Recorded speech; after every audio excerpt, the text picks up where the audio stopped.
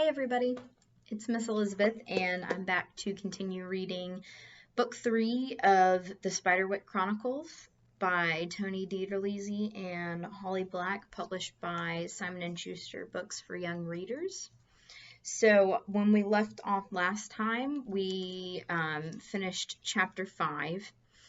And the Grace kids were trying to investigate where Arthur Spiderwick went missing, possibly, all those years ago. And they met an interesting creature called the Fuka. So let us continue on in this journey. This video may be a little longer because I think I'm going to go ahead and try to finish it up today. So we are starting on chapter 6, in which Jared fulfills the Fuka's prediction. And the picture at the beginning here says 3 beings stepped out. That's interesting. All right. Across the grove, the branches parted and 3 beings stepped out from the trees. They were about Mallory's size, with freckled skin browned by sunlight. The first was a woman with apple-green eyes and a green sheen across her shoulders and at her temples. Leaves were tangled in her tousled hair. The second was a man with what looked like small horns along his brow. His skin was flushed a deeper green than the woman's skin, and he held a gnarled staff in his hands. The third elf had thick red hair woven with red berries and 2 large seed pods that stuck up on either side of his head. His skin was brown, speckled with red at his throat. "These are elves?" Simon asked. "No one has followed this path for a long time," said the green-eyed elf, as though no one had spoken. She held her head high, like one accustomed to being obeyed.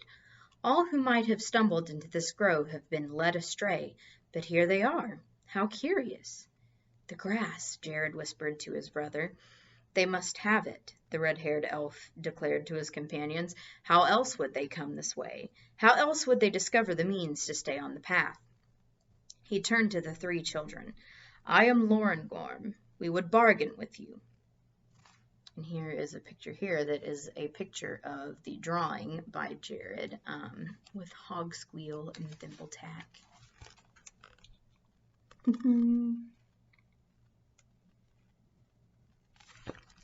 All right.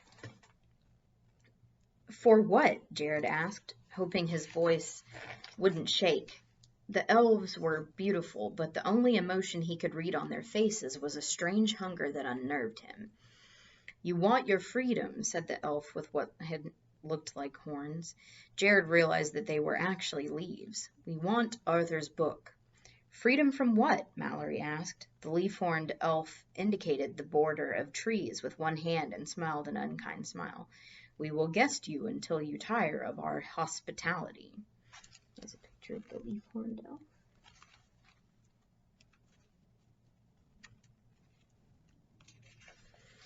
"Arthur didn't give you the book. Why should we?"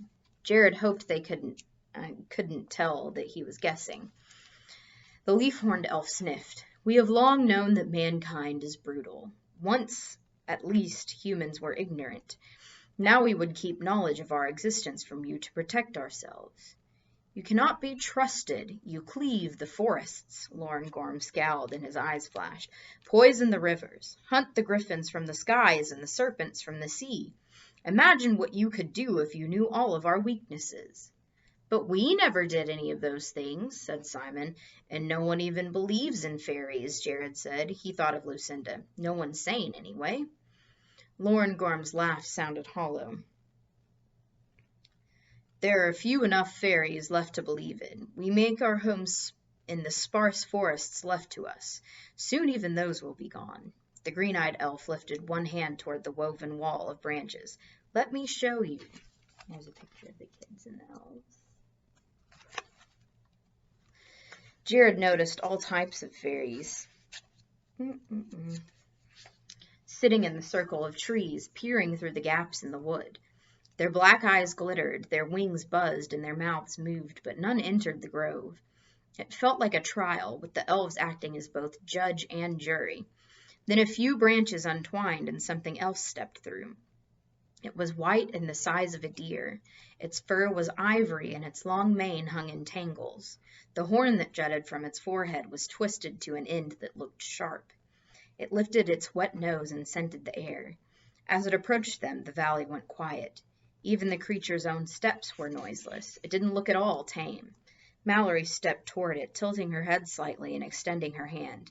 "Mallory," Jared warned, "don't." But she was beyond hearing, stretching out her fingers to pet the creature's flank. It stayed completely still, and Jared was afraid to even breathe as Mallory stroked the unicorn's side, then tangled her hand in its mane. As she did, the bone horn touched her forehead and her eyes closed. Then her whole body began to tremble. "Mallory!" Jared said. Beneath the lids, Mallory's eyes darted back and forth as though she were dreaming. Then she staggered to her knees. Jared ran forward to grab her. Simon was only a step behind him. When Jared touched Mallory, he was drawn into the vision. Everything soundless. Knots of blackberry bushes, men on horseback, lean dogs with red tongues, a glimmer of white, and a unicorn burst through the glade, legs already dark with mud. Arrows fly, burying themselves in white flesh. The unicorn bellows and goes down in a cloud of leaves. Dog teeth rip skin. A man with a knife hacks the horn from the head while the unicorn is still moving. The images came faster then, more disjointed. A girl in a colorless gown, urged on by hunters, lures the unicorn closer. One stray arrow knocks her to the ground. She falls, pale arm slung over pale flank. Both are still. Then hundreds of gory horns shaped into goblets, crushed into charms and powders. White pelts streaked with blood, stacked in a pile, buzzing with black flies. Here's a picture that says her whole body began to tremble. Jared pulled free of the dream, his stomach heaving. To his surprise, Mallory was crying, her tears darkening the white fur.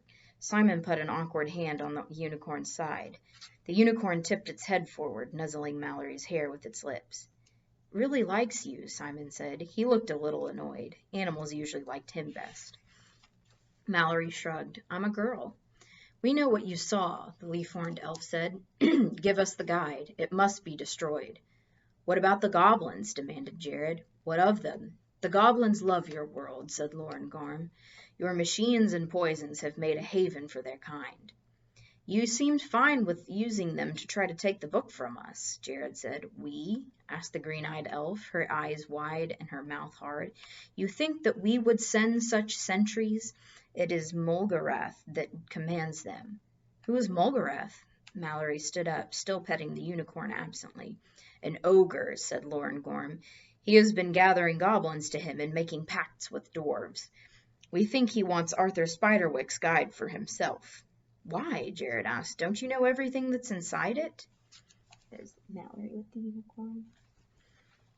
The elves finally exchanged uncomfortable glances. Finally, the leaf-horned elf spoke. "We make art. We do not feel the need to cut things apart to see what they're made of. What Arthur Spiderwick did, none of our kind would do." The green-eyed elf put a hand on the other elf's shoulder. "What he means is that there may be things in the guide that we do not know." Jared thought for a moment. "So you don't really care about humans getting Arthur's field guide. You just don't want Mulgarath to have it." "The book is dangerous in anyone's hands," said the green-eyed elf. "There's too much knowledge therein. Give it over to us. It will be destroyed and you will be rewarded." Jared held out his hands. "We don't have it," he said. "We couldn't give it to you if we wanted to." The leaf-horned elf shook his head and slammed the butt of his staff. "You lie." "We really don't have it," said Mallory. "Honest." Lauren Gorm raised a single red brow. "Then where is it?" "We think the house brownie has it," Simon put in, "but we're not sure." "You lost it?" the green elf gasped. "Thimbletack probably has it," Jared said in a small voice. "We have tried to be reasonable," said the leaf-horned elf. "Humans are faithless." "Faithless?" Jared repeated. "How do we know we can trust you?" He snatched the map from Simon and held it up for the elves to see. "We found this. It was Arthur's. It looks like he came here and I guess he met you. I want to know what you did with him." "We spoke with Arthur," said the leaf-horned elf. "He thought to trick us. He had sworn he would destroy the guide, and he came to our meeting with a bag of blackened paper and ashes, but he lied. He had burned another book. The guide remained unharmed." We honor our word, said the green-eyed elf. Though it be bitter, we fulfill our pledges. We have no sympathy for those who would deceive us. What did you do? Asked Jared. We kept him from doing further harm, said the green-eyed elf. Now you have come, said the leaf-horned elf, and you will bring us the guide. Lorengorm waved his hand, and pale roots crept from the ground. Jared cried out, but his voice was lost in the creaking of branches and shuffling of leaves. The trees were untwining, their limbs moving back into natural shapes, but dirty, hairy roots climbed to Jared's legs and held him. Bring us the guide, or your brother will remain trapped forever in fairies, said the leaf-horned elf. Jared had no doubt he meant it. Chapter 7, in which Jared is finally pleased to have a twin. Here's the picture that says, Jared, help, Jared called. Mallory leapt forward, brandishing her rapier. Simon held his net in awkward imitation. The unicorn shook its head, mane flying as it galloped noiselessly into the depths of the forest. Oh no, said the leaf-horned elf. Now we see the true character of humans. Let my brother go, Mallory yelled. Jared suddenly had an idea. Jared, help, Jared called, hoping that Simon and Mallory would get the hint. Simon just looked at him in confusion. Jared, said Jared, you have to help me. Then Simon smiled at him, his eyes lighting up with understanding. Simon, are you okay? I'm fine, Jared. Jared pulled his leg against the grip of the roots with all his might, but I can't move. We'll come back with the guides, Simon said, and then they'll have to let you go. No, said Jared. If you come back, they might keep us all hostage. Make them promise. Our word is our bond, sniffed the green-eyed elf. You didn't give us your word, Mallory said, looking at her brothers with growing alarm. Promise that Jared and Mallory can leave the grove safely, and that if they return, they will not be held against their will, said Jared. Mallory looked ready to protest, but she remained silent. The elves looked at the siblings with some hesitation. Finally, Lorengorm nodded. Let it be so. Jared and Mallory may go from this grove. They will not be held here against their will now or later. Should they not bring the guide, we will keep their brother, Simon, for all time. He will remain with us, ageless, beneath the hill for 100 times 100 years, and should he ever leave, one step on the ground will bring all the missing years on to him at once. The real Simon shivered and took a step closer to Mallory. Go swiftly, said the elf. Mallory looked searchingly at Jared. The tip of her rapier had dipped, but she was still and holding it in front of her, and she made no move to leave the grove. Jared tried to smile encouragingly, but he was scared, and he knew it showed on his face. Shaking her head, Mallory followed Simon. After a few paces, they turned and looked back at him, then started climbing the steep hill. In a few minutes, they were obscured by leaves. Jared spoke. You have to let me go, he said. And why is that? Asked the leaf-horned elf. You have heard our promise. We will not release you until your brother and sister have brought us the guide. Jared shook his head. You said you wouldn't release Simon. I'm Jared. What? Demanded Lorengorm. The leaf-horned elf took a step toward Jared, his hands curled like claws. Here's a picture that says they turned and looked back at him.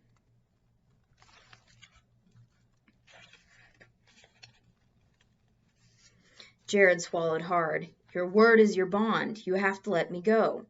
Prove yourself, child, said the green-eyed elf, her lips pressed in a thin line. Here, Jared shrugged off his backpack into his trembling hands. There along the top, 3 letters were monogrammed into the red canvas. J-E-G. See? Jared Evan Grace.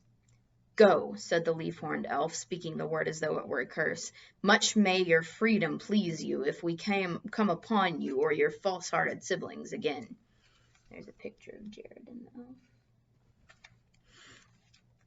With that, the roots untwined from Jared's legs. He ran from the grove as fast as he could. He did not look back. As he reached the top of the hill, he heard laughter. He looked up into the nearby trees, but there was no sign of the Fuka. Still, Jared was only half surprised when its now familiar voice spoke. I see you didn't find your uncle. A pity. Were you a little less clever, perhaps you'd have had more success. Jared shuddered and rushed down the other side of the hill, fast enough that he was barely able to stop from running out into the middle of the road. He crossed the street and ran through the iron gates into his own front yard, panting. Mallory and Simon were waiting for him on the steps. His sister said nothing, but embraced him in a very un-Mallory-like fashion. He let himself be hugged. He heard laughter. I had no idea what you were going to do, said Simon with a laugh. That was a great trick. Thanks for going along with it, Jared said with a grin. The Fuka said something to me on the way back. Anything that made any sense? Mallory asked. Well, I was thinking, said Jared. Remember how the elves said they'd keep me in Fairy? Keep you? Asked Simon. They said Simon. Yeah, but think of what they were going to do. They were going to keep me there forever. Ageless, remember? Forever. So you think... Mallory's voice trailed off. When I was leaving, the Fuka said that if I'd been less clever, I might have had more success finding my uncle. You mean Arthur could be trapped with the elves? Asked Simon as they trudged up the steps to the house. I think so, Jared said. Then he's still alive, Mallory said. Jared opened the back door and stepped into the mudroom. He was still shaking from his encounter with the elves, but the smile on his face grew. Maybe Arthur hadn't run out on his family. Maybe he was a prisoner of the elves. And maybe, if Jared was clever enough, Arthur could be saved. Here's a picture of the siblings. Daydreaming about rescue, he barely noticed the glimmer of silver at his feet before he fell. Something sharp pressed into Jared's thigh an outstretched hand. Simon tripped too, crashing onto Jared, and Mallory, only a couple of steps behind, went down on top of them. Crap, yelled Jared, looking around. The floor was littered with jacks and marbles. Ow, said Simon, trying to squirm out from under his sister. Get off me, Mal. Ow yourself, Mallory said, pushing herself to her feet. I'm going to kill that little boggart, she paused. You know what, Jared? If we find Arthur's field guide, I say we keep it. Jared looked back at her. You do? She nodded. I don't know about you two, but I'm tired of being bossed around by fairies. And that's the end. All right, so we are done with book 3. Woo! We made it. So that means that the next time I will be starting us on book 4. So please do stick around. I hope you enjoyed this this chronicle from the Spiderwick Chronicles. And I will see you guys again soon, and have a good night until then. Bye.